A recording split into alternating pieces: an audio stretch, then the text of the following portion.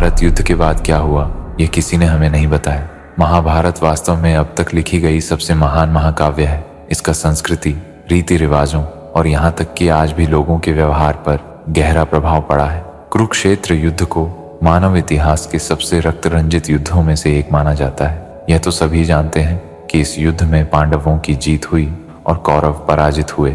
लेकिन क्या आपने कभी सोचा है कि पांडवों की विजय के बाद क्या हुआ? कौन कौन जीवित बचा? पांडवों ने कितने वर्षों तक हस्तिनापुर पर राज किया और अंत में उनकी मृत्यु कैसे हुई? आइए जानते हैं महाभारत युद्ध के बाद की घटनाओं को। कुरुक्षेत्र युद्ध में विजय प्राप्त करने के बाद पांडवों को हस्तिनापुर का शासक बनाया गया, जिसमें युधिष्ठिर को राज्य का नेतृत्व सौंपा गया। अपने सभी पुत्रों की मृत्यु से दुखी गांधारी ने श्री कृष्ण को श्राप दिया कि जैसे उनके पुत्र मारे गए वैसे ही यादव वंश का भी विनाश होगा और श्री कृष्ण की भी पीड़ादायक मृत्यु होगी। पांडवों ने 33 वर्षों तक हस्तिनापुर पर शासन किया। इसी बीच गांधारी के श्राप का प्रभाव धीरे धीरे प्रकट होने लगा। द्वारका में कई अशुभ घटनाएं घटित हुईं, जिसके चलते श्री कृष्ण ने पूरे यादव वंश को प्रभास क्षेत्र में जाने के लिए कहा। वहां यादवों के बीच भयंकर गृह युद्ध छिड़ गया और वे एक दूसरे का संहार करने लगे। यहाँ तक कि पूरा यादव वंश समाप्त हो गया। इस विनाश को रोकने के प्रयास में एक शिकारी ने गलती से अपने बाण से श्री कृष्ण को मार दिया। इसके साथ ही श्री कृष्ण ने अपना नश्वर शरीर त्याग दिया और परमात्मा में विलीन हो गए। श्री कृष्ण के निधन के बाद महर्षि वेदव्यास ने अर्जुन से कहा कि अब उनके और उनके भाइयों के जीवन का उद्देश्य पूर्ण हो चुका है। उसी समय द्वापर युग का अंत हो रहा था और कलयुग की शुरुआत होने वाली थी।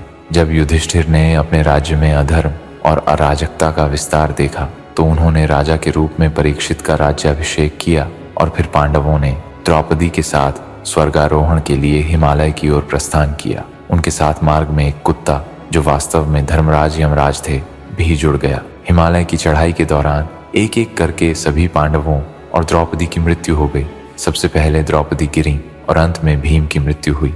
उनकी मृत्यु के पीछे उनके जीवन की कमजोरियां, इच्छाएं और अहंकार को कारण बताया गया है। अंततः केवल युधिष्ठिर अपने सच्चे धर्म और निस्वार्थता के कारण स्वर्ग के द्वार तक पहुंचते हैं। वहां धर्मराज यमराज, जो उनके साथ कुत्ते के रूप में आए थे, अपना असली रूप प्रकट करते हैं। स्वर्ग में प्रवेश करने से पहले यमराज युधिष्ठिर को नर्क के दर्शन कराते हैं, जहां उनके भाई और द्रौपदी अपने अपने पापों का प्रायश्चित कर रहे होते हैं। इसके बाद इंद्र युधिष्ठिर को स्वर्ग में ले जाते हैं और वचन देते हैं कि उनके सभी भाई और द्रौपदी भी स्वर्ग में उनके साथ रहेंगे।